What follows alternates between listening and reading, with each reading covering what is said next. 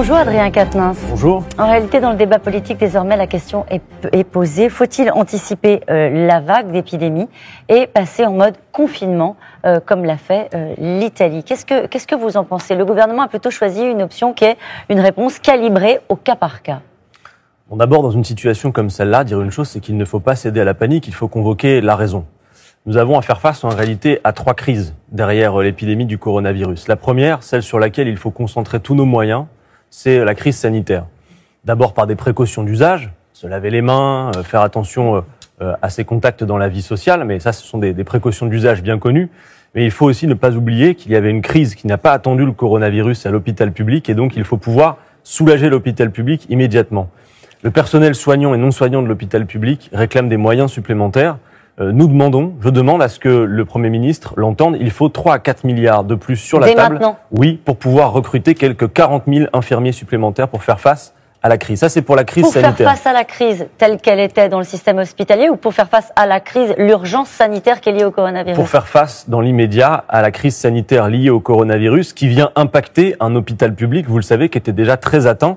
Vous avez vu quand même ce mouvement depuis plus d'1 an. Donc, sans quoi on n'arrivera pas à faire face? Sans quoi, effectivement, ça peut être compliqué. Le plus important, si vous voulez, c'est de faire en sorte que le nombre de malades soit inférieur à la capacité que notre système de santé peut absorber en réalité. Donc c'est ça qu'il faut pouvoir faire en sorte que, compte tenu de ce qu'on peut anticiper, avoir des moyens supplémentaires et d'abord des moyens humains, effectivement, puisque c'était l'essentiel des revendications demandées à l'hôpital public. Ensuite, la deuxième crise que l'on voit apparaître, c'est une crise financière. Alors, on va en parler. Vous allez très vite sur les sujets et on va les prendre, si vous le voulez bien, Adrien Quatennens, les uns après les autres. Si on a le temps, oui. On a le temps, on va y arriver.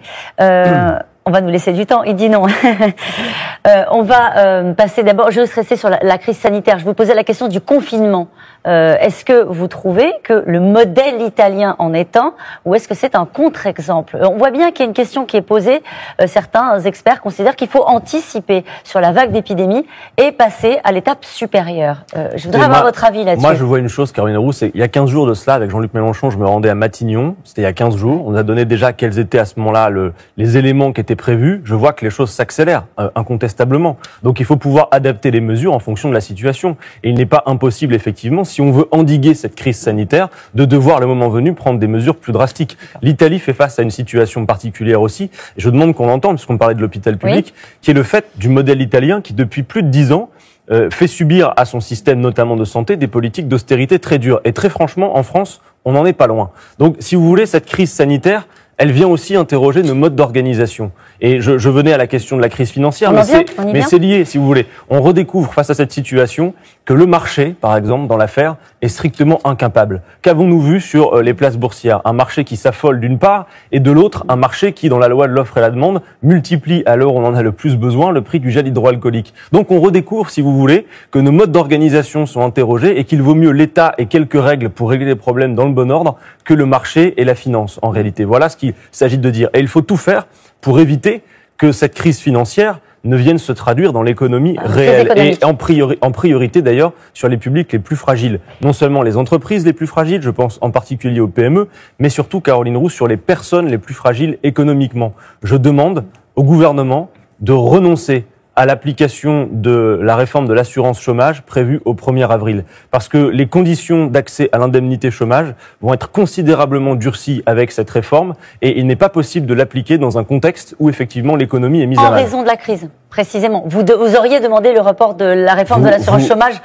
Vous savez que cette réforme de l'assurance chômage, elle va instantanément faire en sorte que des tas de gens vont sortir du giron de l'indemnisation. Il fallait avoir travaillé jusqu'à présent 4 mois sur les derniers 28 pour être indemnisé. Avec les nouvelles règles, c'est 6 mois sur les derniers 24. Autrement dit, des centaines de milliers de personnes, même plus d'1 million de personnes vont être concernées. Je demande au gouvernement effectivement d'y renoncer. Alors, les Européens sont attendus pour faire face à cette crise économique, cette crise financière. La Commission européenne a prévu de débloquer 25 milliards d'euros à partir de ressources qui sont existantes pour répondre à la crise économique de manière concertée.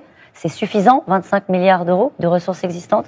Écoutez, on va le voir, mais en tout cas, ce que je vois surtout, c'est qu'il faut immédiatement renoncer à faire respecter les absurdes règles de déficit des 3%. Oui, mais c'est fait, mais il a quand même fallu attendre d'en arriver à cette situation. C'est valable pour un tas de domaines. Regardez par exemple le domaine de la recherche.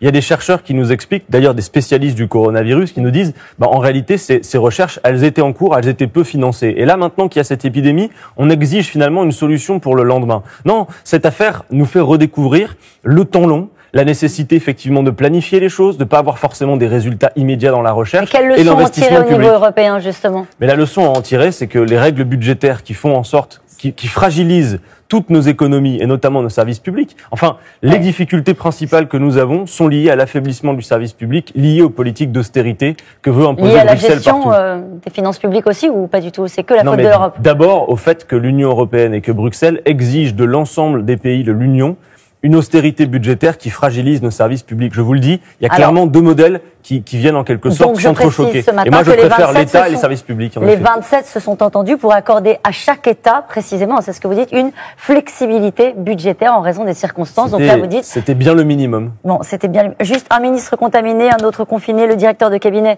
du président en quarantaine, 7 députés contaminés. Faut-il en tirer des leçons sur l'exercice des responsabilités au sommet de l'État? Incontestablement, qu'il s'agisse du gouvernement ou de l'Assemblée nationale, nous voyons beaucoup de monde. Donc en réalité, on voit mal comment on aurait pu y échapper. Alors après, il y a encore quelques précautions à prendre. Nous-mêmes, d'ailleurs, à l'Assemblée, vous avez vu que l'Assemblée a été touchée. On a quelques précautions à prendre. Bon, voilà, on les prend au quotidien. On surveille sa température. Bon, vous voyez. En réalité, d'ailleurs, l'actualité a été surplombée par cette affaire du coronavirus. Moi, je vous le dis, je prends ma température. Jusqu'à présent, tout va bien. Je pense à mes collègues pour qui ça n'est pas le cas. Mais tous à l'Assemblée, nous avons plus de 49,3 de fièvre quand même. Et tout ça a disparu de l'actualité dans la période. Je le note aussi. Et j'imagine qu'on peut en parler au moment du vote des municipales. En tout cas, c'est votre ambition. Qu'est-ce que vous dites à ceux qui considèrent que cette crise du coronavirus peut peser sur ces élections municipales? Je leur dis de ne pas renoncer à leur droit de vote ce dimanche. Le gouvernement, sur une réforme majoritairement contestée et refusée dans le pays, a utilisé son 49,3. Je dis aux Françaises et aux Français d'utiliser leur 15,3 et d'aller voter ce dimanche. Et vous avez écrit au ministre de l'Intérieur parce que vous craignez une lecture des résultats biaisés. Oui, il faut pouvoir infliger cette motion de censure citoyenne. Les listes soutenues par la France Insoumise sont d'ailleurs les meilleures pour le faire. Et oui, je mets en garde, il y a un tripatouillage en règle du ministère de l'Intérieur qui rend illisible l'élection. Pour faire simple, sur La République En Marche, M. Castaner a créé l'étiquette Union du Centre, qui est un espèce de grand aspirateur pour amortir le choc annoncé pour La République En Marche, quand les listes soutenues par la France Insoumise sont disloquées à travers de multiples étiquettes. Je lui demande donc de publier les étiquettes qui ont été déclarées par les candidats. C'est un souci de transparence, sans quoi l'élection sera rendue illisible. Mais le 15 mars, ne renoncez pas à votre droit de vote. Allez-y et infligeons cette motion de censure citoyenne au gouvernement. Merci beaucoup, Adrien Quatennens.